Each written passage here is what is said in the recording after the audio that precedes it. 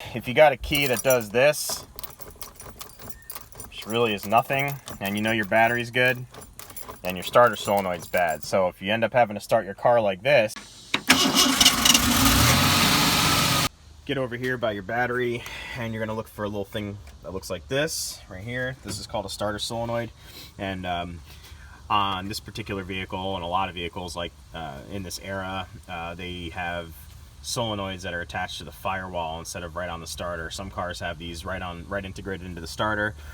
For this, in this scenario, it's mounted to the firewall. So what you're going to want to do is just take an evaluation of the different sockets you're going to need to pop these bolts off. This is going to free it up from the firewall, and just take an evaluation of what you'll need to free up these terminal mounts.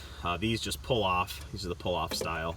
Looks like on this particular setup, someone's got a amplifier running off of here, one's going to the starter, etc. Battery. So yeah, this is the actual positive battery cable. It's way too long for the truck.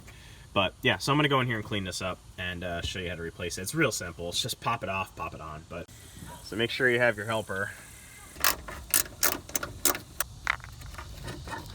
There you go. So once you have it off, just note where all your wires went. And oh yeah, before I go any farther, it obviously goes without saying, disconnect your positive and your negative battery cables so you don't have a little spark show under here, because it'll bite you if you're not careful.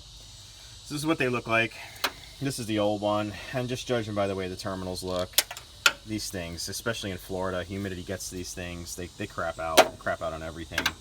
Here's a new one, 15 bucks, probably a made in China special, but it'll get the job done. It'll last for another probably 5-6 years. So go ahead and install this the reverse order as you uninstalled it. But what I'm going to do is one step further and eliminate this problem right here. This is direct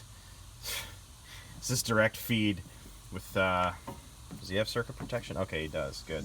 Yeah, so he's got a 30 amp circuit breaker on some it looks like 8-gauge wire going out to his amplifier in there. I'm going to yank that off, and also an improper wiring job on some fog lights I'm going to pull off of there too. I only like to have one cable attached to the positive battery, and that's the one cable that goes to the solenoid. Everything else needs to go through a fusible block.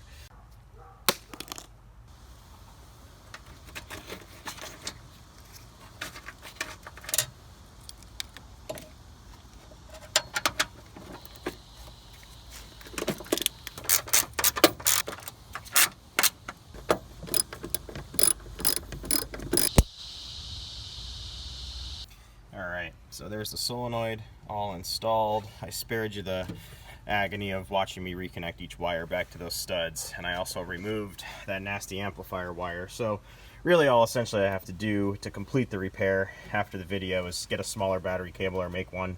This is a little too long, just doesn't need to be that long. So that's really the main thing there. I added an engine ground. This is this big cable here. It's going in, connects to the throttle body just to give it a little extra grounding support, because the truck is 30+ years old. The more grounds you have, the better when it gets to these older vehicles. So without further ado, let's pop the key and see if she starts. And I haven't started it yet since I did the video, so we'll see if I did the repair the correct way.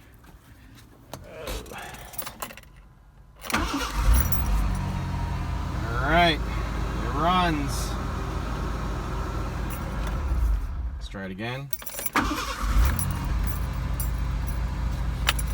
Beautiful. So that's how you repair a starter solenoid. And like I said in the beginning of the video, this repair goes for anything that uses an externally mounted starter solenoid. Lawnmowers, tractors, any kind of thing with an engine. Old cars, old trucks, old vans, it doesn't matter. So that's essentially how it works. So thanks for watching. Rate, comment, subscribe. Get you in the next video.